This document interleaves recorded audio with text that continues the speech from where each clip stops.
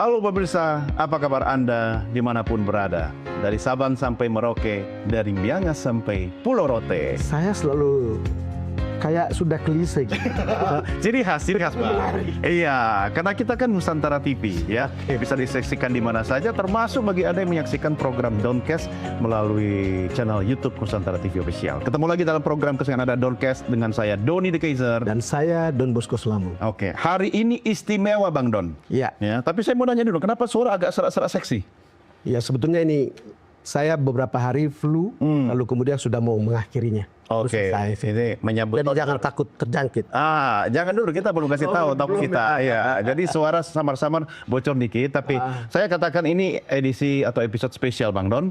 Karena bukan cuma kita ini menyambut tahun 2025, tapi tamu kita juga istimewa. Betul. Dia orang yang pendidikannya teknik nuklir. Iya. Bukan dokter, tetapi Menkes. Nah, Udah ketahuan. bukan ekonom, tetapi bangsir. Itu kan hebat sekali. Siapa tadi? Jadi sudah ketahuan. Iya, selamat datang Menteri Kesehatan Budi Gunadi Sadikin. Apa kabar Pak Menteri? Selamat selalu. Ya, sehat selalu. Ya Menkes harus bilang sehat. Iya, tapi diarahkan ke Bang Don tadi tuh biar suaranya pulih ya Pak Menteri ya. Terima kasih sudah hadir dalam program Downcast Pak Menteri. Ini kita merasa istimewa sekali karena Anda hadir di sini. Pertama kali deket-deket akhir tahun datang ya ke acara. Saya sebetulnya sudah Pertama kali sejak jadi Menteri Kesehatan. Sebetulnya sebelum menjadi menteri, kita sudah menghubungi beliau. Iya. Itu ada beberapa teman tim di sekitarnya, ada Randy, ada Ronald yang kita hubungi. Ya nanti baru sekarang. Memang harus jadi menteri dulu. Jadi kalau Padahal kita sudah tahu Pak. Iya kan tetap jadi menteri. Cuma pada waktu itu kita pikir jangan-jangan menteri keuangan. karena banker ya. Iya. Tapi kali ini kita bicara tentang sesuatu yang sangat penting dan vital bagi semua orang, khususnya orang Indonesia, yaitu kesehatan. Iya. Oke, Bang Don. Ya. Kita dengarkan Pak Prabowo punya program khusus di bidang kesehatan, bahkan ditarget untuk kenceng ya. Quick win. Ya, quick win di bidang kesehatan itu apa saja sebetulnya Pak?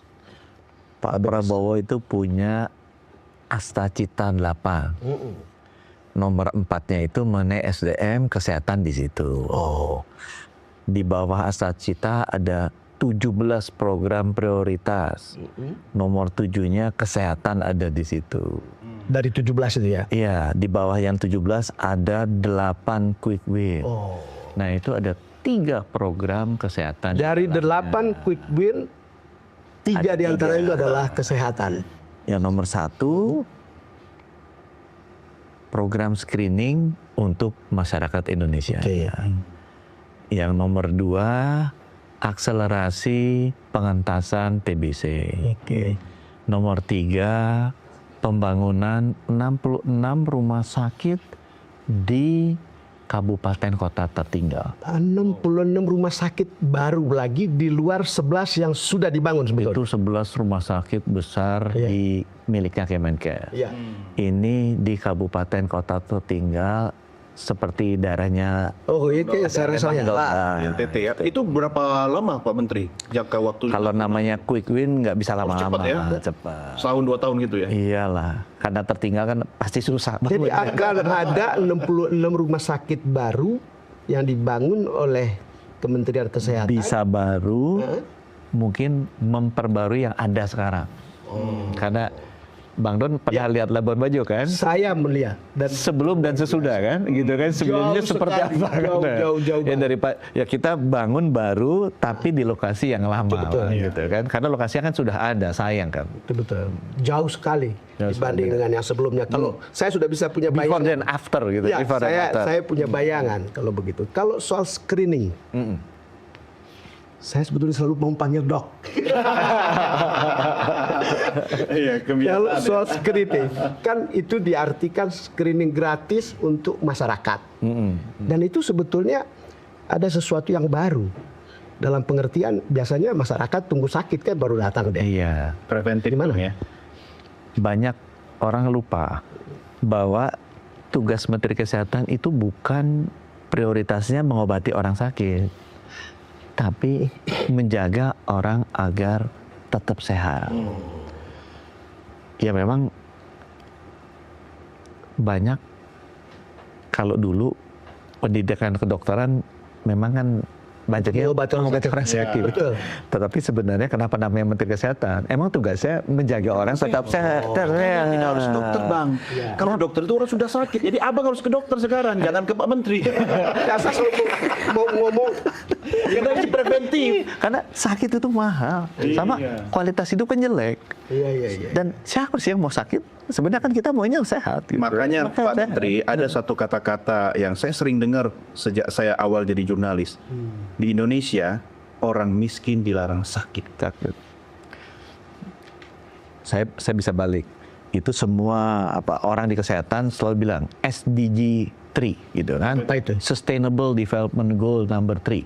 Itu kan mimpinya goalsnya kesehatan. Itu to promote healthy life and well-being for all people and all ages. Nggak ada to cure sick people. Nggak ada kan. Terusan namanya, saya waktu itu ketemu sama Menteri Kesehatan G20, G7, APEC. Semua namanya Health Minister. Nggak ada namanya Sick Minister. Nggak ada. Semua health minister. Jadi emang tugasnya menjaga tetap sehat. Nah tetap sehat itu jaga gimana supaya tetap sehat? Ya harus rajin screening. Supaya ketahuan sebelum sakit ketahuan dulu. Apa yang di screening? Nah, beda. Yang screening bayi, anak-anak, remaja, dewasa, lansia. Nanti kita bagi. Setiap ulang tahun, tadinya saya mau bilang, Pak Presiden mau kasih hadiah ulang tahun. Hebatnya Pak Prabowo ya, dia bilang, Pak Menkes jangan ngomong Presiden, ngomong negara. Terharu saya lu ngomong gitu loh. Pak Presiden bilang, Negara hadir ya bagi negara memberi hadiah bagi rakyatnya screening gratis untuk menjaga dia tetap sehat. Nah anak-anak screeningnya beda. Anak-anak tuh ditusuk jari kakinya. Iya. Nah itu ada tuh namanya congenital hypothyroid, congenital adrenal hyperplasia ada. Itu standar screening untuk bayi baru lahir. Supaya kalau dia ketahuan bisa diobati cepat, dianya terhindar dari berbagai macam penyakit bayi baru lahir. Tapi kalau seumuran kita Pak Don, saya nggak mau beli. iya nggak apa-apa. Orang seumuran kita itu kalau saya tanya paling banyak meninggal apa sih? Iya. Ya kan? Penyebabnya. Meninggal tuh paling banyak kalau ditanya ke rumah sakit. Nomor 1 stroke. Stroke. Ya. 300.000 setahun. Nomor 2 jantung 250.000 setahun. Wow. Nomor 3 cancer 234.000 setahun. Ini data kita ya. Jantung sama stroke itu penyebabnya apa? Cardiovascular disease, pembuluh darah. Iya. Betul. Itu yang di screen 3 aja. Tekanan darah itu hubungannya sama darah. Iya. Gula darah, lemak darah. Tekanan darah di bawah 130/90. Ukurnya pakai tensi. Iya. Gula darah tusuk yang dilihat HbA1c-nya gulanya harus di bawah 5,7. Lemak darah tusuk dilihat kolesterolnya. LDL yang penting di bawah 100. Kalau itu dijaga tuh tekanan darah di bawah 130/90. Kalau lebih minum obat tiap hari. Ada namanya amlodipin. Gratis di puskesmas sudah dapat. HbA1c gula darah diukur di atas 5,7. Minum tuh obat di puskesmas ada metformin setiap hari. Gratis juga. Gratis. Oke. Kalau ini lemak darah atau kolesterol tuh di atas 100 LDL aja diukur. Itu minum statin, ada atorvastatin, rosuvastatin, gratis di puskesmas tiap hari. Itu insya Allah umurnya rata-rata 75 tahun. Itu aja, itu di screening. Itu aja di screening. Dalam praktek screening ini berjalan efektif nggak di lapangannya? Artinya banyak yang Diukur nggak tiap tahun? Saya selalu ada dokternya. Hah? Ukur tiap tahun? Ada. Ukur nggak tiap tahun? Ukur. Ada yang di atas, ada di bawah nggak? Saya aman. Ada nggak? Dia ketawa pasti ada. Saya tanya saya. Ya, pertama itu jawaban. Gitu kan? Apa-apa. Minum obatnya nggak? Tiap hari. Rajin nggak? Enggak. Soalnya saya ada yang di atas. Saya minum obatnya aja kadang-kadang lupa. Tapi Pak Menteri ada satu yang kurang, Bang. Tadi kan 3 kan menyebabkan. Sebenarnya ada satu lagi. Mau tahu nggak? Apa? Kenapa penyebab kematian itu? Karena istri suka buka-buka handphone suami. Jadi berhenti ya. Kelihatan pengalaman. Juga ke soal kesehatan mental. Betul. Nanti kita diskusikan, Betul, ya kan? Tapi ini menarik nih, karena tadi Bang Don masuk ke situ, Pak Menteri ada yang mengatakan screening ini konspirasi global. Iya. Ambil sampel darah, data segala macam. Data genom. Data genom, ngeri ini Pak Menteri. Data genom kita, waktu saya masuk, itu sudah diambil. Coba. Udah diambil. Jadi saya tuh, sewaktu saya belum jadi Menkes, data saya udah diambil, udah dicek. Ditawarin tuh banyak yang nawarin, dicek data genomik, banyak nutrimogenomik, ini cocoknya makannya apa-apa. Karena saya nggak ngerti, ya udah dites. Saya belum jadi Menkes. Begitu jadi Menkes, saya tanya di mana itu data diambil. Oh, dicek di luar negeri. Pasti udah pernah ngalamin juga. Karena waktu itu mau kurus kan, mau kurus nggak boleh makan ini, nggak boleh makan ini. Begitu saya jadi Menkes, saya nanya, karena saya udah ngerti ya, di mana itu? Oh, dikirim ke luar negeri. Ada yang ke Taiwan, ada yang dikirim ke Kanada. Begitu saya jadi, saya tahu kan. Sekarang di undang-undang baru kita justru bikin itu nggak boleh. Di undang-undang baru bilang nggak boleh. Saya bikin sekarang genomik Indonesia, harus ditaruh di Indonesia. Saya kerjasama sama BSSN bahwa datanya itu harus ditaruh di server yang ada di Indonesia, disertify oleh BSN, security standar di Indonesia. Sekarang boleh keluar. Ya, nggak bisa keluar. Justru sekarang diatur. Dulu sebelumnya keluar, dilakukan oleh pribadi-pribadi pertanyaan peneliti awam, sendiri. Pak Menkes. Sekarang malah Data diatur. genom ini apa pentingnya? Data genomik Jangan itu dulu orang tuh semua penyakit itu kan terjadi karena ada perubahan di sel kita. Ya. Cuma kita nggak tahu yang berubah yang mana karena ada 3 miliar tuh DNA di tubuh kita. Kita nggak ngerti. Ilmu kedokteran itu belum secanggih ilmu fisika, karena saya fisika. Fisika itu begitu kita tahu komponen terkecil yang nama atom, kita udah ngerti itu material science, computer science, laser teknologi, nuklir, kita udah ngerti. Karena kita tahu komponen terkecil. Sama seperti komputer, begitu kita tahu informasi terkecil tuh yang namanya binary digit atau bit satu. A itu 10101, B 11111, kita udah ngerti semuanya tuh keluar tuh. Computer teknologi, software, hardware, segala macam, artificial intelligence keluar tuh. Nah, begitu kita namanya DNA, Watson create tahun 1950-an, yang namanya makhluk hidup, tanaman, binatang, manusia, itu ketahuan komponen terkecilnya. Masalahnya ada 3 miliar manusia tuh. Kombinasinya kalau sakit jantung, yang rusak DNA nomor 1, nomor 500 juta, nomor 3 miliar. Ini berubah DNA-nya. Nah, itu ketahuan pola ini tuh. Contoh, kalau misalnya sakit kanker, yang namanya BRCA1, BRCA2, mutasi dari gini jadi begini asam aminonya. Jadi data di prosesnya itu bisa terbaca. Bisa terbaca sehingga kita bisa antisipasi nih, kayak Angelina Jolie nih. Ya, Angelina Jolie, kamu terjadi mutasi di BRCA1 atau BRCA2. Kamu bakal kena kayak breast cancer. Jadi kamu either diambil sekarang atau kamu tunggu nanti kamu akan kena cancer. Akhirnya si Angelina Jolie bilang, ya udah diambil aja sekarang. Sekarang aja daripada nanti kena. Jadi memang itu sebabnya. Jadi lebih precise, nggak tebak-tebakan kayak dulu. Sekarang kita tebak-tebakan gini.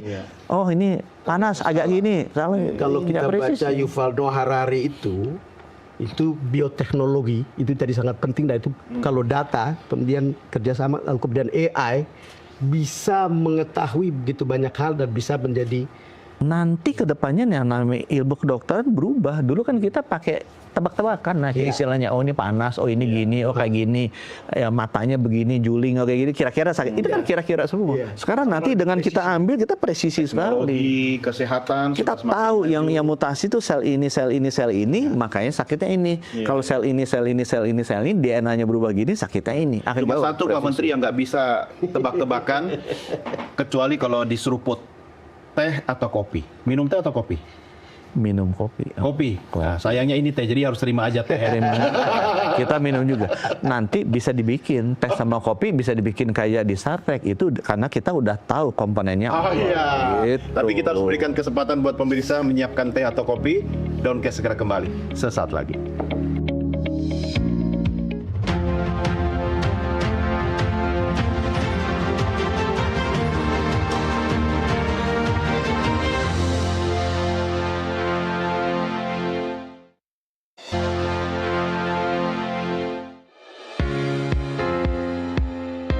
Terima kasih pemirsa masih tetap setia bersama kami dalam program Doncast bersama saya Doni De Kaiser. Dan saya Don Bosco Slambule. Kita juga ingin mengucapkan terima kasih buat pemirsa yang selalu setia menyaksikan program Doncast baik melalui layar Nusantara TV ataupun yang sudah menyaksikan melalui channel YouTube Nusantara TV Official. Terima kasih yang sudah like, share, dan juga sudah subscribe. Anda boleh menuliskan komen di channel YouTube Nusantara TV Official. Oke, kita lanjut ngobrol dengan tamu istimewa kita, Menteri Kesehatan yang bukan dokter. Ya, betul. Tapi dulu pernah zaman sejarah Republik Indonesia itu ada juga menteri di awal-awal, ya bukan Yang pertama. belakang dokter ya, menteri ya. Menteri pernah itu belum terlalu banyak. Sekarang dokter banyak, Menkesnya bukan dokter. Nah, itu salah satu PR kan. Makanya Pak Menteri begini, melahirkan kadang-kadang- banyak dokter kan. Kadang-kadang terlihat begini, Pak Menteri. Ada semacam perbedaan pendekatan untuk menyelesaikan beberapa soal. Sehingga beberapa kasus muncul friksi atau mungkin ketidaksesuaian antara kebijakan Pak Menteri dan cara para dokter melihat. Misalnya mereka yang tergabung dalam IDI. Misalnya membuka keran untuk memperbanyak spesialis. Iya. Saya tahu Pak BGS ini selalu bekerja menurut data. Ketika dulu masih di Mandiri, presentasi data itu sampai detail, lalu kemudian itu menjadi keputusan untuk pengambilan kebijakan. Dan saya juga yakin dengan hal yang sama terjadi di kesehatan ini. Jadi Pak BGS melihat spesialis kita kurang, dan kita harus mengubah pendekatan untuk memproduksi spesialis dari kampus ke rumah sakit. Sampai di mana pelaksanaan itu? Jadi kita mulai dengan bahwa itu tadi ya, Iya. kematian terbesar gara-gara stroke sama jantung. Iya. Yang soal istri tadi nggak masuk ya? Nggak masuk. Terusnya stroke sama jantung itu kalau ada serangan itu harus ditangani cepat. Iya. Hitungannya jam. Iya. Kalau hitungannya jam, kita nggak bisa taruh fasilitasnya di ibu kota provinsi. Betul. Harus ditaruh di kabupaten kota. 514 kan? Iya, iya. Nah, kita bilang, wah nggak ada alatnya. Udah kita pinjem, pasang alat-alatnya di 514 kabupaten kota. Ya udah, ternyata begitu pasang kan nggak ada dokternya. Dan itu dokternya kelasnya tuh subspesialis, bukan spesialis kelasnya. Gitu. Gitu. Minjem dari mana tadi Pak? Kita ada dana pinjaman supaya cepat kan. Oke. Karena kalau dari APBN kan nggak cukup uangnya. Jadi 514 kita isi. Itu akan selesai yang 2027. Pasang tuh 514. Dan karena hitungannya jam, dokternya kan nggak bisa satu dok. Gitu kan, kalau satu kan dia kerja paling 6 jam, 7 jam. Minimal kan harus 3. Tapi begitu kita lihat, nggak ada dokternya.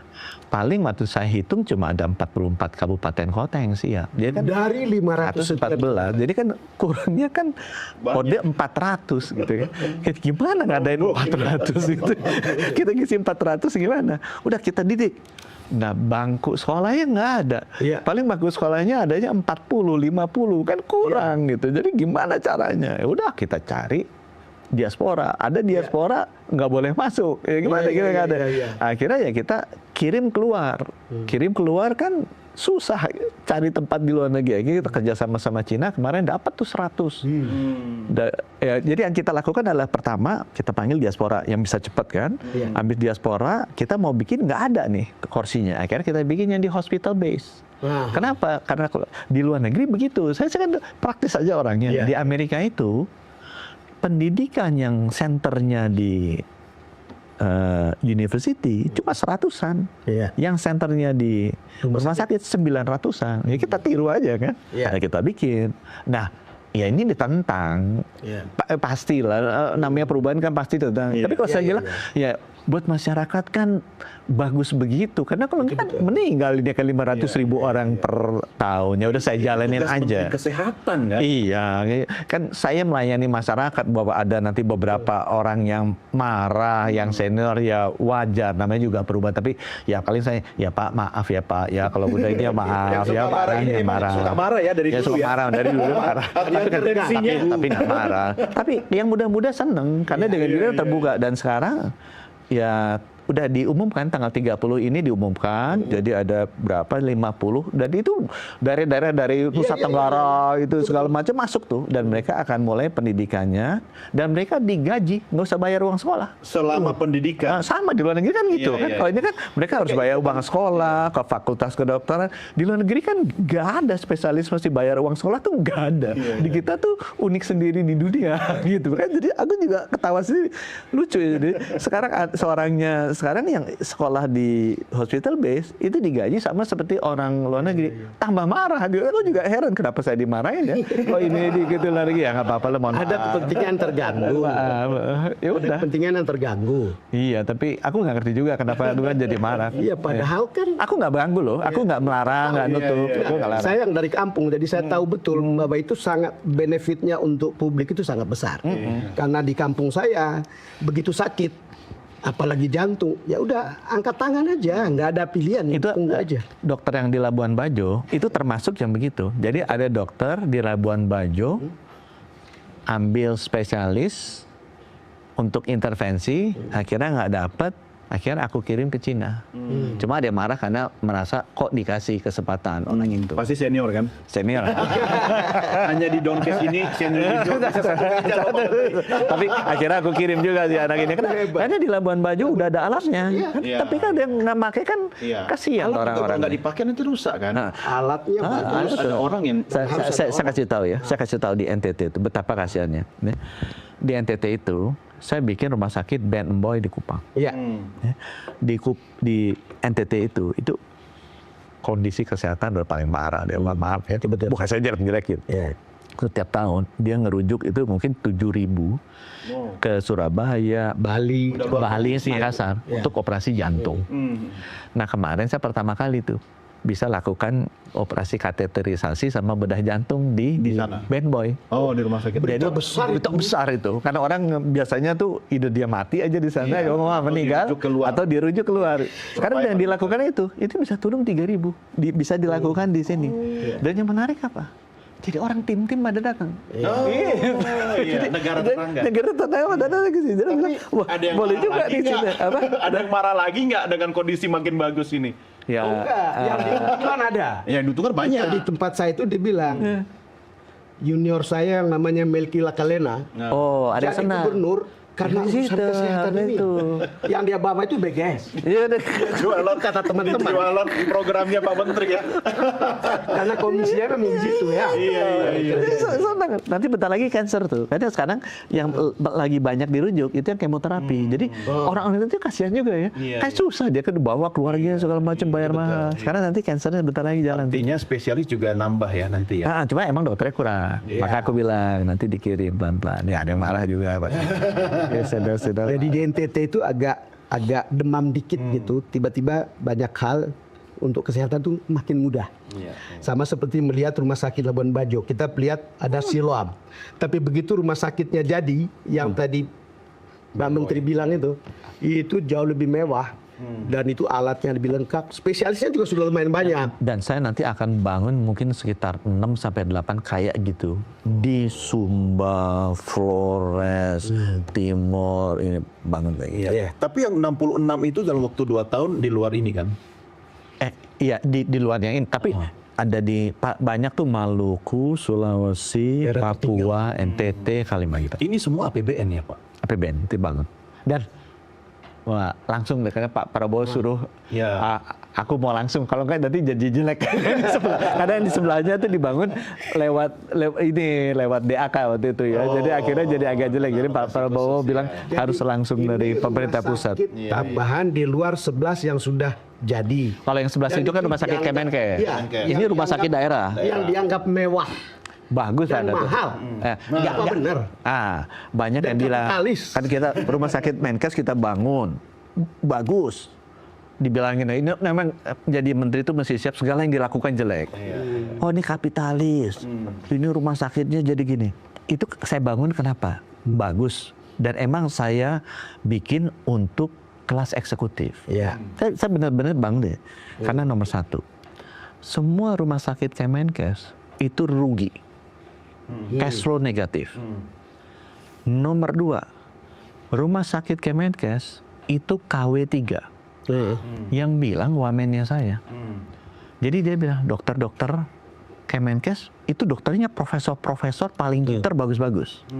Tapi tidak praktek di rumah sakit Kemenkes. Prakteknya malah di swasta. Prakteknya di swasta. Oh. Jadi rumah sakit Kemenkes itu isinya PPDS, murid-murid yang praktek.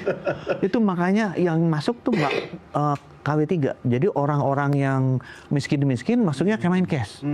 Karena kalau yang kaya-kaya nggak mau, karena dia takut meninggal kan. Karena dikasih yang praktek murid-muridnya gitu. Cari dosennya. Dosennya prakteknya di rumah sakit swasta. Aku cari. Kenapa?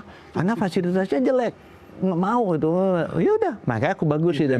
Aku bilang ke profesor, Prof, kenapa sih praktek di rumah sakit swasta? Dia bilang, ya alatnya jelek, fasilitasnya nggak ada. Logis dong Pak, jawaban gitu. Bener kan? Iya. Aku bagus sih. Terusnya, Prof di sana dibayar berapa? Aku dibayar sekian juta sekali praktek. Ya udah, aku bayar sekian juta. Terusnya pindah dong. Kenapa mesti pindah, Prof? Prof kalau di sana hanya dapat duit. Duitnya untungnya kemana? Masuk ke dividen pemilik swasta. Betul. Prof kalau di sini Budi Sadikin nggak ambil dividen. Itu karena saya dibilang kapitalis. Kenapa? Uangnya sama BLU nggak pernah diambil. Uangnya dipakai buat apa? Buat subsidi pasien BPJS yang miskin. Balik lagi. Karena kan nggak semua pasien BPJS itu ke cover kan. Misalnya dia pasien BPJS mesti bone transplant. Nggak cukup kan BPJS. Uangnya tuh disubsidi, di cross subsidi dari pasien eksekutif. Don Bosco masuk ke Kirananya RSCM. Kan untung. Kita bayar mahal. Untung sama kayak swasta. Untungnya nggak diambil sama Budi Sadikin. Kan kita nggak ambil dividen. Untungnya dipakai buat subsidi pasien BPJS 10. Nah itu dokternya apa? Dapat ilmu karena susah kan. Ini rujukan kan RSCM. Jadi pakai di sana. Jadi Prof, kalau Prof prakteknya di mana rumah sakit swasta, Prof dapat uang saja. Kalau Prof prakteknya di rumah sakit saya, dapat uang dan dapat pahala. Betul. Pilih mana? Jadi akhirnya itu mulai ke sana. Nah, cuma karena saya melakukan itu, kan ada yang nggak senang juga. Makanya dibilang, oh Menkesnya kapitalis, rumah sakitnya kapital. Padahal saya lakukan itu supaya rumah sakit pemerintah kondisi keuangannya lebih baik, kualitasnya juga jadi bersih, kayak rumah sakit swasta, dan untungnya bisa dipakai untuk mensubsidi, cross subsidi lebih banyak lagi pasien-pasien BPJS yang tidak mampu, yang selama ini nggak bisa dibiayai karena cover ini premi BPJS-nya nggak cukup. Pak Menkes, apa pengaruhnya rumah sakit mewah ini dengan minat orang untuk datang ke situ lalu berkurangnya atau orang yang pergi ke luar negeri berobat? Itu juga yang efek yang keduanya. Di Singapura tuh yang namanya Singapore General Hospital itu milik pemerintah. Betul. Itu malah lebih bagus dari Mount E. Mohon maaf saya antar Pak Luhut. Pak Luhut dirawatnya di Singapore General Hospital. Dan biayanya jauh lebih murah. Dan kualitas yang sangat baik, dan Pak Luhut bilang begini. Pemerintah ya, rumah sakit pemerintah. Jadi saya bilang, dokter-dokter terbaik itu praktek di rumah sakit pemerintah. Karena memang kasus-kasus kompleks kan ada di sana. Sekarang, saya pengen bikin itu dong. Di rumah sakit Hasan Sadikin, di RSCM, kasus-kasus rujukan kan masuk di sana. Tapi kalau fasilitasnya busuk, yang mana mau pasien-pasien yang mampu itu praktek di sana. Sekarang saya bikin yang benar, investasi yang bagus.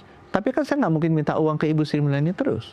Saya kan bisa bilang, yuk yang swasta datang dong ke sini, saya bikin fasilitas yang bagus. Dia bayar yang benar. Swasta itu kalau selama fasilitasnya baik, bersih, benar, profesional, mau kok dia bayar. Dan mau kok dia nyumbang. Kalau saya datang ke Mayo Clinic, itu kan saya lihat itu donatur-donatur orang Indonesianya aja banyak bayar. $100.000, $1 juta, $10 juta dia nyumbang. Masa orang Indonesia mau nyumbang ke Mayo, nggak mau nyumbang ke RSCM sama Hasan Sadikin? Ini biar nggak sakit kepala produser kita break dulu ya. Nanti dia harus ke rumah sakit. Penjelasannya menurut saya terpukau. Oke, pemirsa. Jangan kemana-mana, karena kita masih akan diskusi lebih jauh lagi dengan Menteri Kesehatan dalam program Doncast sesaat lagi.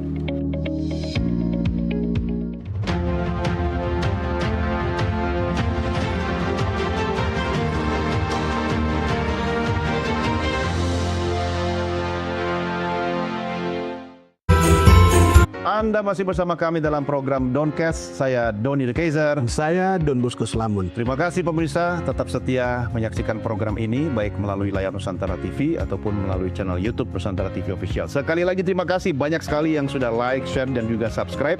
Dan juga kritik. Kritik, ya kita terima kritik. Ya, termasuk Pak Menteri kita ini banyak dikritik. Tapi apa sih rahasianya Pak Menteri menghadapi kritik apalagi dari orang-orang di bidang kedokteran dan kesehatan? Rahasianya apa? Ya, Kan dia mengeritikkan orang kesehatan, dokter. Menterinya bukan dokter. Terus rahasianya apa menjawab kritik-kritik kajian ini? Ya, selama kita berbuat sesuatu yang bermanfaat buat masyarakat, ya nggak apa-apa juga ada kritik. Nomor 2, Pak Jokowi pernah bilang, kalau mau jadi pejabat publik yang mau melakukan perubahan yang bermanfaat buat masyarakat, mesti punya satu ilmu, apa? Sabarnya mesti ekstrim. Sabar tak berbatas ya. Banyak yang tidak punya. Sabarnya mesti ekstrim. Sekolahnya seumur hidup itu. Sabarnya mesti Tapi kalau ekstrim. bukan cuma seumur hidup, kalau 2 kali masuk Kobunit itu belajarnya udah oke lah. Bukan, banyak kritik. Tapi kan angka bicara, track record bicara, statistik bicara. Nggak bohong itu. Itu jadi menteri lagi. Iya. Anda sangat percaya Pak Menteri sama data statistik. Semua based on data gitu ya. Tapi kan di luar sana tidak banyak yang melihat itu. Ada sepupunya ngomong ke saya. Hah? Apa ini? Tonnya negatif atau positif? Bukan, dia bilang memang Mas BGS itu Dari kemampuan itu adalah kemampuan numeriknya itu di atas rata-rata. Kania namanya. Kan ya. Nah, kalau kita bicara statistik, ada juga yang mengkritisi soal mahalnya obat sama mafia obat. Nah, bagaimana menjawab itu Pak Menteri? Ini kan tugas yang diberikan Pak Presiden Jokowi. Ini mahal obat sama alkes.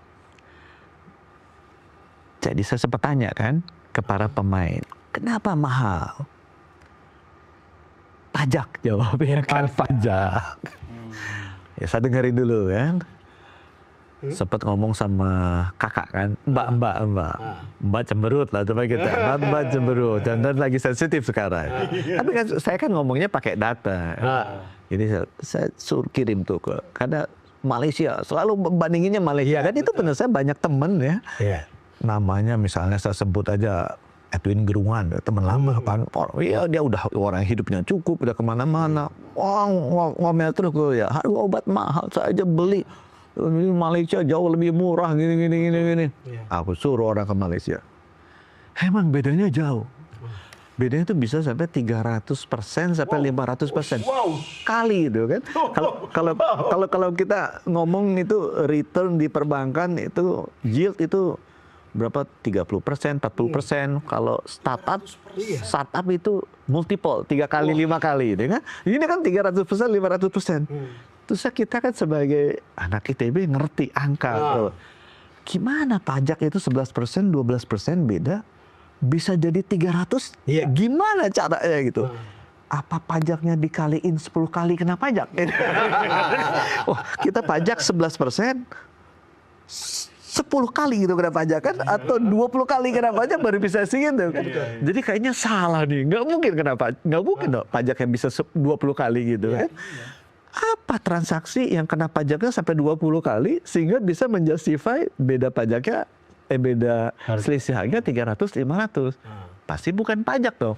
Nggak mungkin kan, kalau nggak pajak kan paling bedanya cuma 220% atau 30%, ini 300-500%. Jadi kita mulai teliti nih. Apa sih penyebabnya? Panggil sana, panggil sini, panggil sana, panggil sini. Akhirnya kebetulan itu kan semua perusahaan farmasi kan nasabah mandiri. Kita tanya owner, tanya owner nggak dijawab, tanya dirut nggak dijawab, kita tanya supply-nya, tanya buyer-nya, tanya direktur keuangan, tanya ini akhirnya ya kira-kira tahu lah, tanya sana, tanya sini, situ, sono, jadi ya Ternyata. marketing and education expenditure. Apa maksudnya marketing and education expenditure? Marketing and education expenditure. Ketiga-tiganya promosi. Ya udah kita cek ke ini, kita cek ke rumah sakit vertikal. Kita cek ke rumah sakit vertikal kita. Jadi contohnya nih ya, obat itu ada 3 jenis. Ada obat yang namanya obat generik. Jadi aku nggak ingat nama-namanya. Misalnya obat paracetamol. Iya. Obat kalau kita pusing-pusing itu ada obat generiknya. Kemudian ada obat branded generik. Branded Obat generik Iya. tapi di brandedin. Paracetamol juga sih isinya. Ada obat yang inovator. Obat yang paracetamol tapi import. Jadi jenis obat itu ada 3. Generik, branded generik, sama inovator. Ya. Untuk obat yang generik yang dipakai BPJS, harga kita di Asia rendah. Aku masih akui. Obat yang branded generik, harga kita ngawur. Ngawur harganya. Ngawur. Karena sudah branded. Ya. Yang inovator, harga kita tinggi gitu. Yang inovator ini import. Branded generik produksi dalam negeri, generik produksi dalam negeri. Jadi mesti tahu nih. Iya. Yang generik itu harga kita bagus. Ini yang beli BPJS. Branded generik yang ngawur. Yang ini yang ya import tinggi. Jadi ada bagusnya kalau yang generik. Ya, itu harus tahu tuh. Jadi yang ngawur yang branded generik. Ada kita ada yang benernya. Nah, yang menarik lagi, aku juga belajar dari orang Depok. Kalau kita produksi obat, tuh, produksi obat paracetamol misalnya. Setiap kali kita produksi obat, itu butuh approval BPOM. Jadi dia bikin line satu line. Pasti line-nya sama. Karena kalau dia bikin line baru antara generik dan branded generik, untuk approval-nya 2 dan mahal. Jadi pasti sama. Paling di ujung yang dibedain. Jadi packaging-nya. Jadi pasti sama itu barangnya tuh generik sama branded generik. Jadi dibedain di ujung. Packaging-nya, HP-nya, begitu tuh. Aku tanya orang Bukan Depok. kebohongan kan? Ya, bukan kebohongan. Dagang. Dagang. Kemasan beda harga berapa? Cuma satu bisa 1.000, satu bisa 10.000. Iya. Bisa 10 kali lipat. Kayak kita Itu kan minum teh di warung sama beda, di darat beda Apa tuh. tehnya? Tapi jangan bilangnya sama, justru 20.000. Nah, itu dijualnya ini branded, satu nggak branded. Ini satu bisa ada komisinya, ini nggak ada komisinya. Nah, Hasil itu yang kejadian itu di situ. Ini marketingnya khusus, ini biaya marketingnya nggak khusus. Nah, itu yang menyebabkan harganya mahal. Itu ya harga mahal. Nah, kalau saya lihat di rumah sakit vertikal rumah sakit saya, yang lucu, yang lucu. Kalau saya lihat harga beli misalnya di rumah sakit Cipto, rumah sakit Hasan Sadikin, rumah sakit Sarjito, bisa nggak sama. Lucu kan? Kita begitu. Ya, baru tadi kita review kan gara-gara bisa nggak sama harga obatnya untuk substance yang sama, bisa nggak sama. Kenapa? Ah, ini kan lucu. Kalau itu aja nggak sama, apalagi yang kejadian di rumah sakit umum daerah. Nah, sekarang saya mau samain. Nah, saya lihat kan pasien saya BPJS. BPJS harusnya beli yang generik tuh. Kenapa mesti beli branded generik yang harganya 10 kali lipat lebih mahal dari yang dan yang branded generik bisa beda-beda tuh. Yang paling mahal pasti RCM. Iya. Kenapa misalnya dokter di RCM ngeresepinnya mesti yang paling mahal? Kalau bisa bilang, oh karena kita maunya lebih ampuh atau nggak ampuh. Loh iya sama bapak lain jadi ujung lain. Kemasnya sama gitu. Terus kan selama ini kan selalu ada debat bagaimana dokter harus meresepkan obat tertentu. Nah, ini kan pasien BPJS. Nah, maksud saya tentang mahalnya harga itu kadang-kadang kan ada isu. Kalau itu kesimpulannya Bang Do. Kalau kesimpulan saya adalah di mata saya, kalau pasien BPJS itu kan harusnya standar karena ada NACBGS-nya. Jadi harusnya standar juga dari sisi tata laksananya. Kenapa saya ada Standar dari sisi clinical pathway-nya. Jadi clinical pathway itu kan bikin standar. Pak Menkes, kenapa saya punya kesimpulan seperti itu tadi? Karena ada cerita bagaimana dokter meresepkan obat tertentu, lalu kemudian mereka ini dapat semacam fasilitasi. Apakah Dari produsen obat. apa saja, pendidikan atau apapun. Itu saya Yang dianggap achieve ya. achieve menjual obat. Ya itu nanti babak berikutnya. Tapi sebentar Pak Menteri, pasien itu boleh dong memilih obat kalau dia tahu ini generik sama branded generik sama inovator. Ya, yang sebenarnya saya ingin lakukan, adalah bahwa saya sampaikan ke BPJS dan saya ingin juga sampaikan ke masyarakat. Industri kesehatan adalah industri yang informasinya itu asimetris. Saya kasih contoh misalnya di keuangan. Bapak mau tukar rupiah USD. Bapak tukar di money changer A, money changer B, ya 15.500. 15.600, oke masih beli. 17.000 udah nggak beli. Iya. Betul. Bapak pergi ke Singapura, dekat-dekat. Pergi ke Amerika, dekat-dekat. Iya. Kenapa? Karena informasinya simetris. Iya. Nah, kalau di kesehatan, Bapak misalnya sunat di puskesmas, 500.000. Ke RSUD udah bisa 1 juta. Iya. 100% different. Ke RSUP bisa 2 juta. Oh, bisa 400% different. Ke swasta, oh bisa 1000% different. Untuk prosedur yang sama. Kenapa itu bisa terjadi layanan kesehatan? Sangat asymmetrical information. Itu menyebabkan harga di kesehatan itu bisa beda jauh untuk outcome yang sama. Nah itu yang harus diperbaiki di sektor kesehatan. Kalau enggak nanti perbedaannya jauh sekali. Dan tidak baik bagi masyarakat untuk outcome dan quality yang kira-kira sama. Jadi value based medicine itu jadi isu di dunia kesehatan. Itu sengaja kondisinya begitu. Itu jadi isu di value based healthcare, itu jadi isu di seluruh dunia. Kadang-kadang publik value tidak based health- merasa bahwa yang brand lebih bagus daripada yang bukan.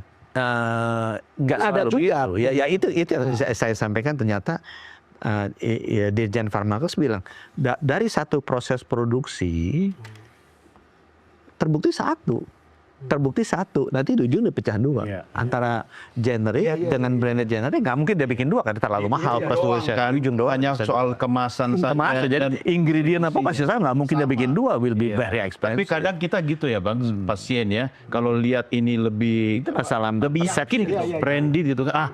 Karena mindset kita ketika mendengar saya sembuh bener. Karena pikiran kita gitu kan. Nah, oke, sambil kita mikir Transparansi, pendidikan, customer edukasi itu adalah tugas pemerintah untuk memastikan agar cost ini harus ditekan. Memang cost ini harus ditekan. Kalau nggak terlalu mahal nanti kasihan juga masalahnya. Oke. Tanpa mengganggu profitability dari ekosistem produksi. Produsen harus untung. Saya bangkit. Saya pengen untung. Tapi ya untungnya ya wajar. Masuk akal. Oke, kita rehat lagi. Saya lihat kopinya, tehnya sudah mulai habis ini. Iya. Ada pesanan khusus nggak Pak Menteri yang paling disukai minuman? Americano. Kayaknya suka begadang. Siapkan kopi Anda, Donkes segera kembali sesaat lagi.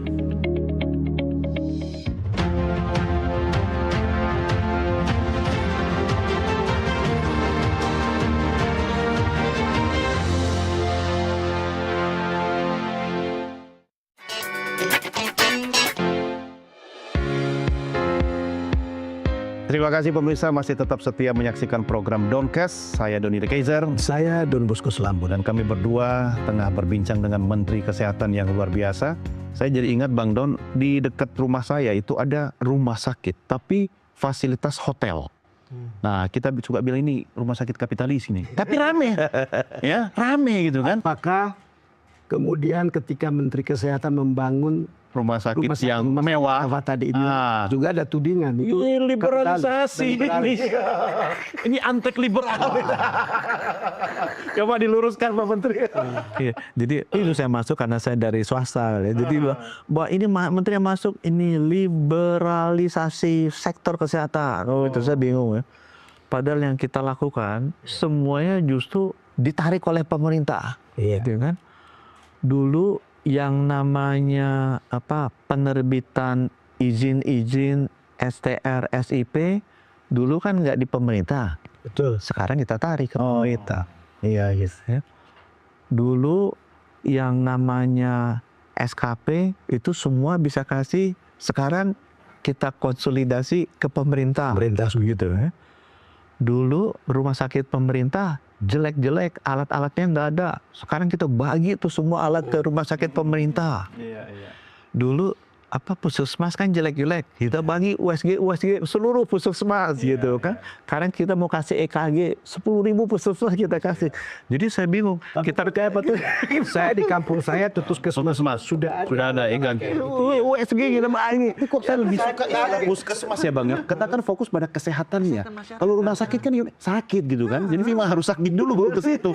Puskesmas itu bagus loh Pak Menteri. Ini nanti dengan pinjaman World Bank, semua puskesmas bisa ngecek darah sampai HbA1c, LDL, kolesterol kita kasih.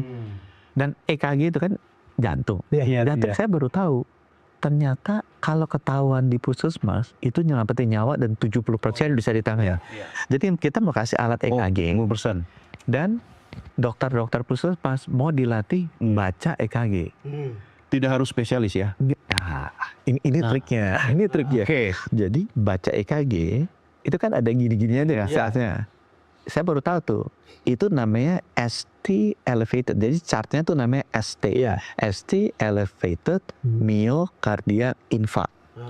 Aku lihat baca chart ini, itu katanya harus dokter spesialis jantung. Aku bilang kan dokter spesialis jantung, lu tega. Spesialis jantung tuh berapa banyak?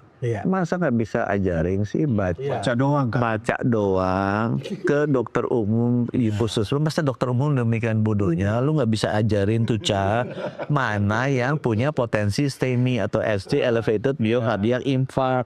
Kalau toh pun dia salah-salah, ya lu bisa kasih zoom-zooman sedikit gitu sama di ini. Tapi suruh mereka baca. Kalau dia ragu baru di zoom. Kalau nggak dikasih YouTube-YouTubean gitu kan ya gimana caranya baca video edukasi untuk tutorial. Dokter juga dia kan udah dokter udah belajar 6 tahun sekarang dia jantung itu nggak peduli. Pokoknya dokter pasti bisa semuanya. Karena pasti cepet kan? Karena pasti cepet gimana ya? Dan kalau dia udah baca benar, itu obatnya sekarang namanya tenecteplase.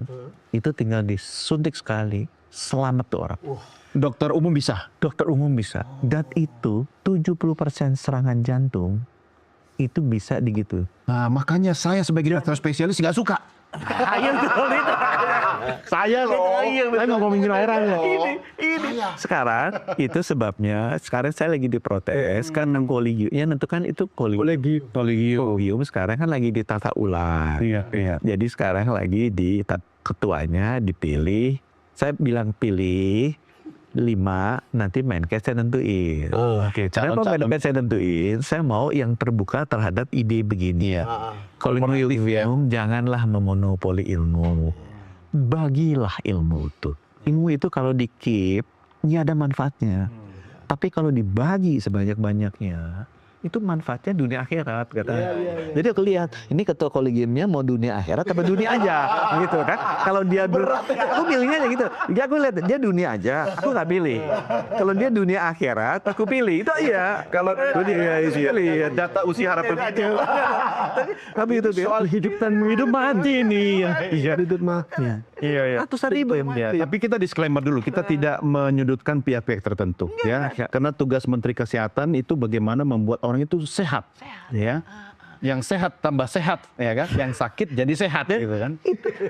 Tinggal baca, tinggal ajarin baca. Kalau bisa suntik tenecteplase hidup, dilengkapin dengan alat disease shock debrief. Karena ada kemungkinan dia bisa shock. Tadi shock. Dokter juga udah dilatih, dokter bisa kasih defibrillator. Nah, saya ingin menanyakan ke beliau karena waktu COVID itu kan kita ikuti betul bagaimana cara beliau membaca angka dan tren. Sampai kemudian kita bisa tahu bahwa ini akan turun, Iya. akan diumumkan sama beliau, akan naik gitu. Iya. Padahal masih untuk seminggu ke depan. Saya kagum aja karena saya tidak tahu cara ngitungnya. Buat saya itu anak-anak Ya nggak apa-apa. Yang itu anak Tapi kan UI. kita percaya, BGS yang menjelaskan, kita percaya tuh. Kalau kembali lagi ke COVID, apa yang Anda pikirkan sekarang? Nah, karena itu sangat challenging dan berat pada saat itu. Ini juga ya, pandemi itu akan terjadi lagi. Ya. Dan sesudah saya lihat, semua pandemi itu terjadi, itu asalnya dari hewan. Jadi patogen COVID, Ebola, flu burung, flu babi. Flu babi dari babi, flu burung dari burung. Ebola katanya sama COVID itu dari kelelawar katanya. Itu kan loncatnya dari hewan.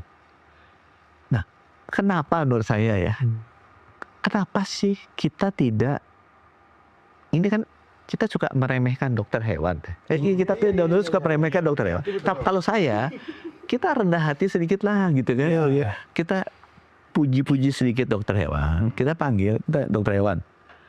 Itu hewan-hewan mana sih yang punya patogen? Patogen itu bisa virus, bakteri, fungus, atau parasit.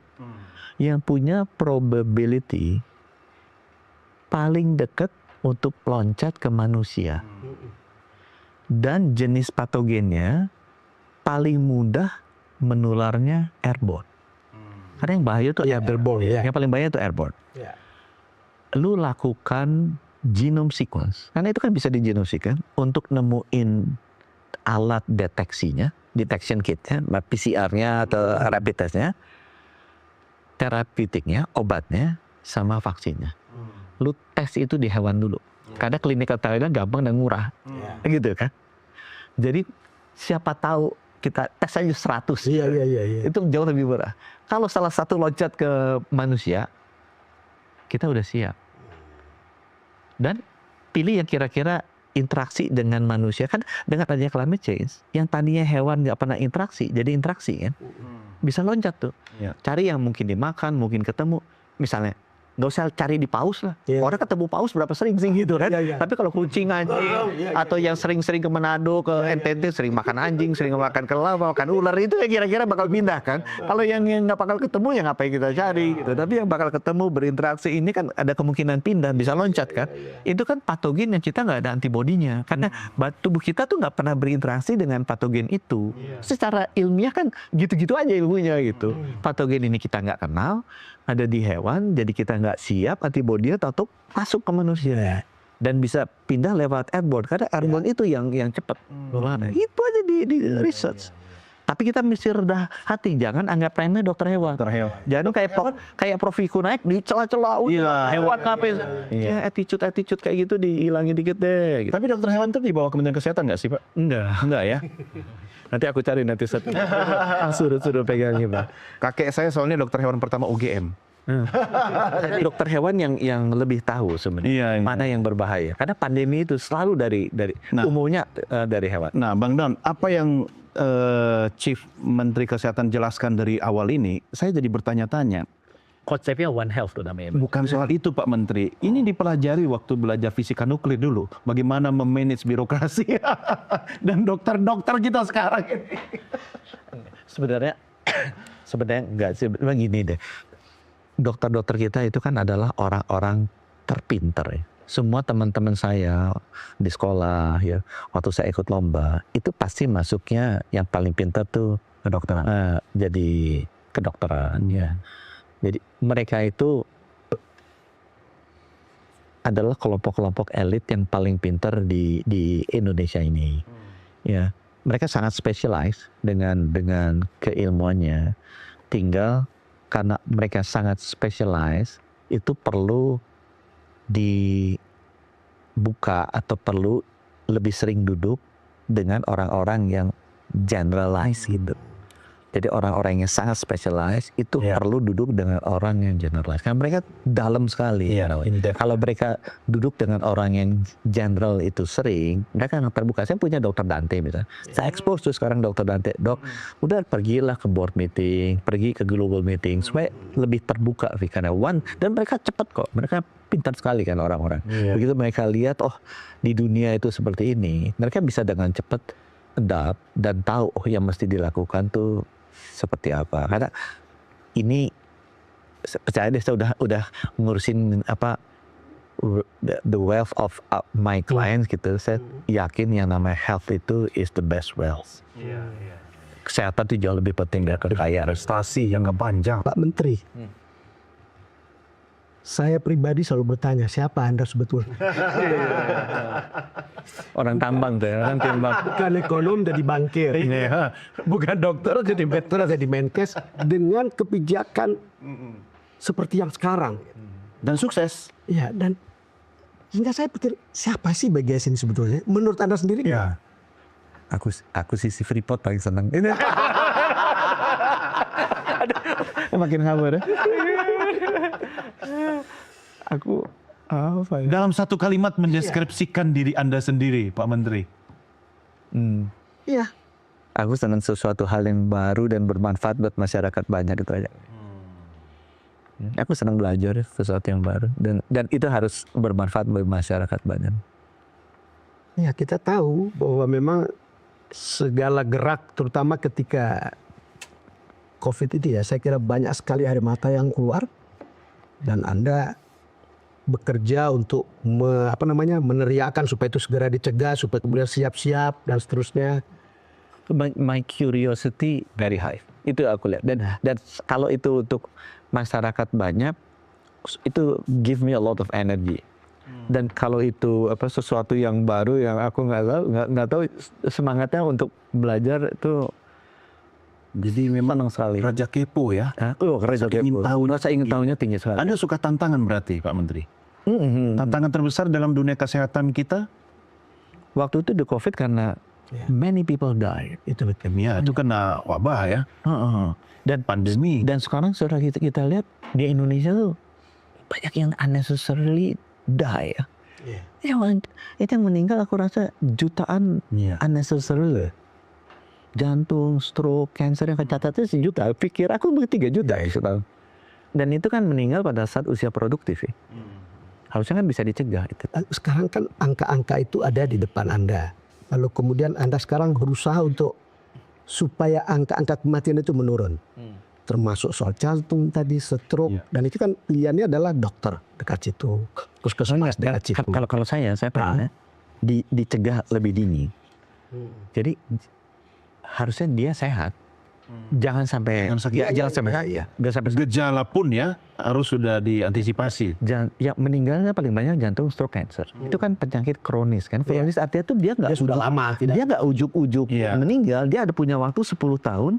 Kalau dia dideteksi dininya bagus, bisa kita cegah. Banyak yang bisa kita lakukan supaya dia nggak sampai ke titik ini. Kayak ginjal, cuci darah. Cuci darah tuh 6 tahun, 8 tahun. Kalau dia ke tahun-tahun pertama, kayak saya sekarang, itu ada namanya EGFR. EGFR itu, cuci darah tuh mulai di 30. Harusnya begitu kita 100 turun ke 90, kita udah tahu hati-hati. Itu hanya penyebabnya darah tinggi atau gula aja. Begitu dia turun ke 60, ya kita udah harus lakukan sesuatu agar darah tinggi dan gula kita jangan turun terus. Kalau udah lewat 60, 45, ya udah cuci darah. Udah telat. Kita kan pengennya rumah sakit itu sepi ya. Walaupun Anda bangun rumah sakit banyak. Idealnya, ya kan, Menteri Kesehatan yang baik itu bikin rumah sakit sepi. Tapi ideal. Tapi Pak Menteri, Bang Don, kita juga harus menutup ya. Cuma saya pengen Pak Menteri menyampaikan. Saya pengen satu hal. Boleh. Buat abang apa yang enggak? Yang begini ini Anda jelaskan juga ke Pak Prabowo. Nggak semua sih. Detail nggak semua, belum sempat semua sih, Karena kalau dengan Pak Jokowi itu kan kelihatannya lebih intens kan dulu ya. Ini kan ini butuh waktu juga. Tapi sudah beberapa kali sih bicara sama beliau. Oke. Dan memang beda orang, beda gaya kepemimpinan. termasuk Anda. Apa yang Pak Menteri Anda mau sampaikan ke masyarakat? Kalau saya sih tadi sependapat bahwa rumah sakit harus sepi. Tapi kan ada bangun rumah sakit di mana-mana banyak juga. Bagaimana menyampaikan kepada masyarakat kita biar sehat? Nomor satu ya, jaga makan. Di agama saya, berhenti makan sebelum kenyang. Nomor dua, tidur yang cukup, ya, 6 sampai 8 jam sehari. Itu nggak berlaku di newsroom. Nggak berlaku di newsroom, makanya mesti aku kasih tahu. Ya, aku tahu. Nomor tiga, yang paling susah nih. Tiga, olahraga. Di WHO bilang olahraga 30 menit sehari, apapun olahraga. Saya 1 jam. 5 hari seminggu, minimal 30 menit sehari, 5 hari seminggu sampai mati. Konsisten ya? Konsisten sampai wafat. Dijamin jarang ke rumah sakit. Nah, itu yang gaya hidup ya. Nah, gaya hidup ini mesti diukur dong. Ini dilakukan apa enggak? Yang diukur 4. Satu, itu tadi tekanan darah di bawah 130/90. Gula darah HbA1c di bawah 5,7. Lemak darah gitu kan. Itu apa, LDL-nya di bawah 100. Terakhir nih. Ini bukan body shaming ya. Itu lingkar perut. Laki-laki di bawah 90 cm, perempuan di bawah 80. Bukan meter ya? Ya, ini udah. Ini kalau enggak celana jeans di bawah 32 lah. Laki. Oh iya. Celana. Untuk satu sisi kan? Kita jarang ngomong sama birokrat tingkat tinggi, apalagi ngurus kesehatan, Menteri Kesehatan, seperti ini Bang Don ya. Dan cara beliau menjelaskan itu buat saya luar biasa. Saya kan sudah minta jauh sebelum Pak Menteri sekarang kesampaian. Iya, terima kasih Pak Menteri. Sesuatu banget. Pak Menteri terima kasih. Salam buat keluarga, tetap sehat selalu. Sehat selalu Bang. Pemirsa 80 ya. Diskusi kita dalam Doncast dengan Menteri Kesehatan kita yang luar biasa. Tetap saksikan program ini hanya di layar Nusantara TV. Kita berpisah sampai di sini. Saya Doni De Keizer. Dan saya Don Bosco Selabur. Sampai jumpa. Salam Nusantara.